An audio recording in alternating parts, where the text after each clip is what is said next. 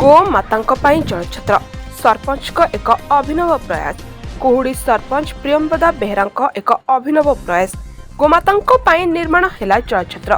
प्रचंड ग्रीष्म तापरे सारा ओडिशा एबे आउटपाउट होता बेले सरकारी स्तर में जनतांक सुरक्षा पई अनेक पदक्षेप नियाउछि। तेबे एही ग्रीष्म कोपरु जीवन जंतु माने बाद पड़े नांती, किंतु सेमानंक पई विशेष किछि आखि दृष्टिया पदक्षेप देखा मिलु नहीं। एही परिस्थिति खोर्धा जिला टांगी ब्लॉक कुहुड़ी पंचायत सरपंच आरंभ करिसेंती एक भिन्न प्रयास। प्रचंड खरारे रास्तारे बुलुथुवा गोमाता एवं अन्य पशु पक्षी मानक पई निर्माण करिसेंती पानी कुंड। ए गोमाता जलछत्र रे कुहुड़ी शरण मुख्य रास्ता कड़े कुहुड़ी बस स्टाण्ड ठारे रेल फाटक मध्य 8टी जलछत्र कुंड निर्माण कर ग्रीष्म ऋतु 4 मास धरी ए गोमाता जलछत्र चलवा नहीं सूचना दी।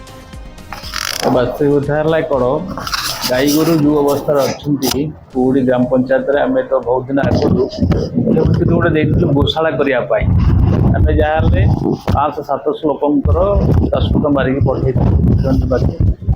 कुहुड़ी पंचायत जो गाई गोरु मानकर कि सुरक्षा हो पाऊनी गोशाला गुड़ा करने भर देखिलु ये खरा दिन आस बहुत उत्ताप्त रोचे गाई गोरु पानी पीवाई पोखरी मानकर आस्ते आस्ते निम्नगामी है जल भी ना तेणु से दृष्टि आम रखिलु यही एनएच ठारू बजार पर्यंत 8टी आम टांकी कर पानी टांकी करचु जहाँ गोमाता मैंने पानी पी पारे तेणु तांकर जीवनटा प्रति सरल सुविधा हो पार।